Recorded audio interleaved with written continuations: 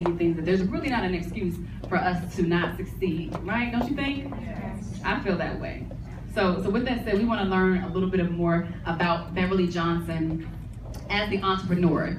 Because if you guys do not know, she has multiple businesses. She has coined herself as a modelpreneur, right? We love that. That's bossy, right? I'm gonna coin myself modelpreneur. So she has multiple businesses. Her hair extension line, which we all know about, right? One of the first. Let's keep it real, right? One of the first to start her own hair extension line for women of color, and we love our extensions, don't we, ladies? Yes, we do. She also has a mineral makeup line that is absolutely gorgeous and amazing. She has a handbag line. You've seen her on OWN television. She's a producer and an author and an all-around boss lady, right? So let's give her a round of applause. And thank her for being here today with us and having this intimate conversation. And so with that said, Beverly, I want you to tell us, how did you get to this point? How did you get to be here 41 years later? How much time do you have? First of all, I really want to thank the panelists. They were so wonderful and so spot on, and I really love what you said. And it's really wonderful to be in this room, Darion, and the story that Mr. Knowles told about standing on people's shoulders. We all got here by standing on someone's shoulders. And I think that that's a really important that we should not forget. My story is, you can read about it in my book. I'm like he is. I'm an entrepreneur. So I did my memoirs, and my memoirs are about my childhood and the 70s and 80s. And it's a page turner. Don't judge me when you read it. You're gonna be like, oh no she didn't. No she did not. Him too? But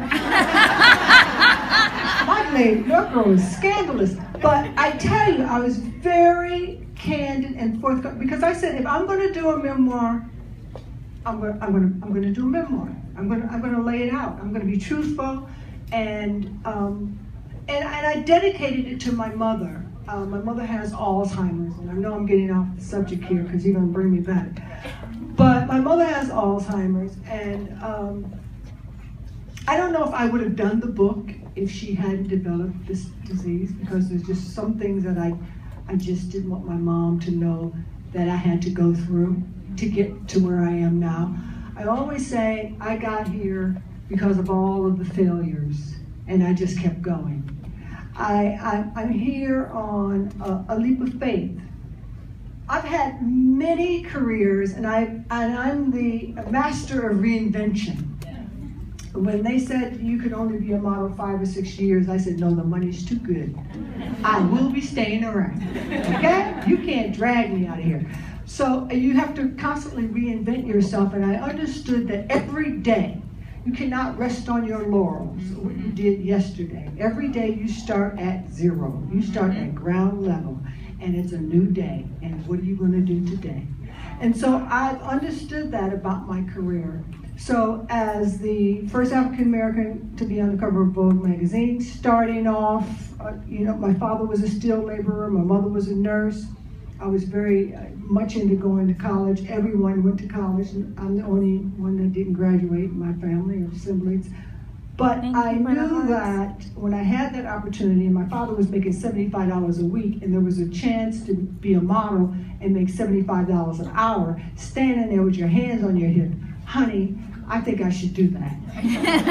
I am not stupid. So that's how that managed. And then I realized that the kind of business it was that you had to keep reinventing yourself and also knowing where you wanted to go. And that would go into writing books, doing television shows, Miss Trinidad on, you guys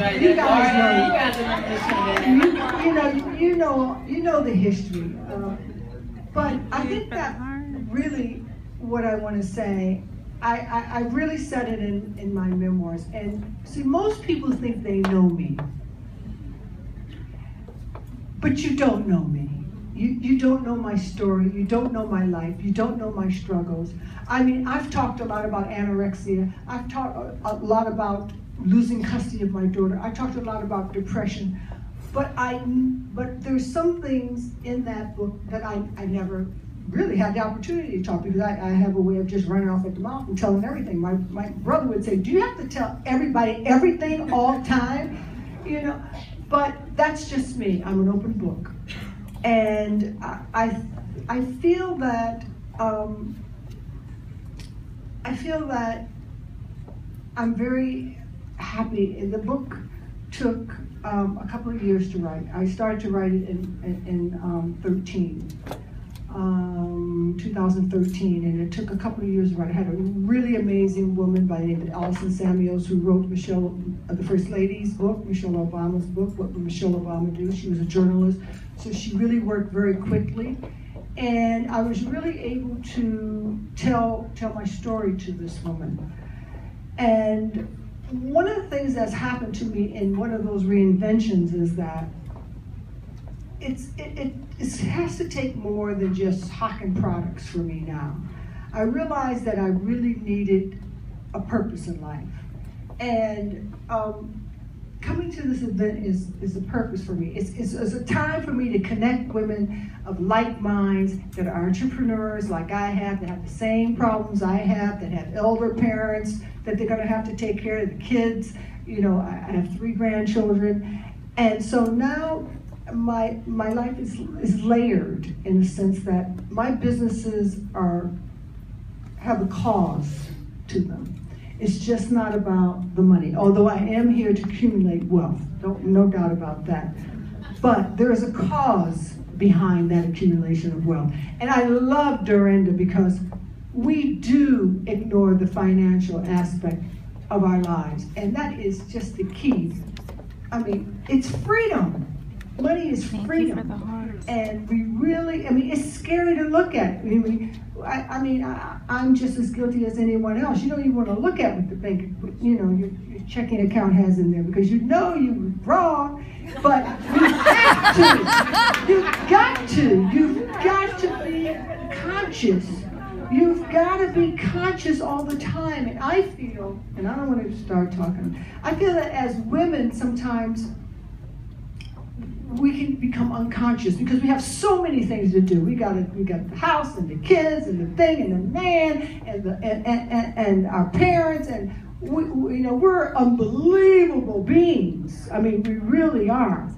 But we've got to be conscious about ourselves, about our finances, about what happens and what people do to our bodies that we don't want, and that we have to have a voice. We can't remain voiceless. And as a woman, for myself, sometimes okay, that happened, I'm not going to say anything. You just take it. You don't tell your mother, you don't tell anybody about anything. You just take it all in. This is the year of the woman. All of that has to change. We have to be able to stand up and speak our truth. And it's cultural. It's from the beginning of time that women are supposed to play this particular role. And it's really hard to get out of that. We speak now about racism, which is a subject that we really need to talk about. We speak about gender, but now we need to speak about women. And I'm glad I'm here. Go ahead, Cameka. Let me tell you guys. I love this woman. Right, we do this. So our conversations are so fluid. I'm just here listening. Beverly knows, and this is what I love about her. Like I said, she's so authentic in her story and telling, and just sharing in the way that she does. And for me, I'm always just in awe of what she's been able to create and the legacy that she's leaving. 40 years, right? That's a long time to be in any industry and have success and be respected. And so I want you to share with us, Beverly, we know that you had to have some challenges over the years and what you've been able to accomplish. How do you get through those challenges, and what kind of advice would you give other women to get through their challenges?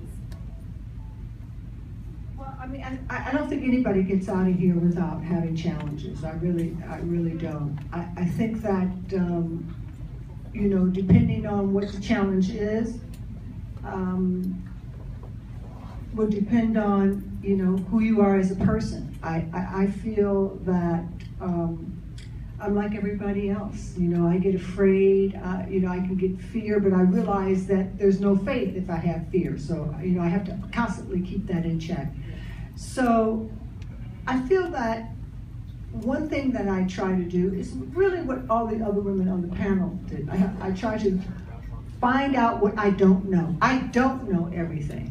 You know, I have to find out what I don't know. I have to surround myself with people that do know. And also I have to leave myself open to all of the possibilities. You don't know who you're going to meet, when you're going to meet them. I mean, my life, I was going to college. I was going to be a lawyer, a model. Are you kidding me? That was the first, I never even heard of it. I'm from Buffalo, New York. You know, I was a swimming instructor. I swam competitively. I didn't know anything. So it's just, you always have to leave yourself open. And that's, and in a sense, that's about men too. You know, they're all not bad. A lot of them bad, but they're all not bad. I found me a good one. But you gotta leave yourself open, you know, because, you know, I like to see the God in everyone. And I believe there's God in everyone.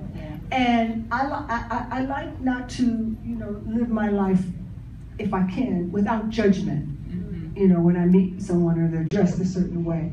And I think that that's a really big key to success, because you really don't know where it's going to come or when it's going to come.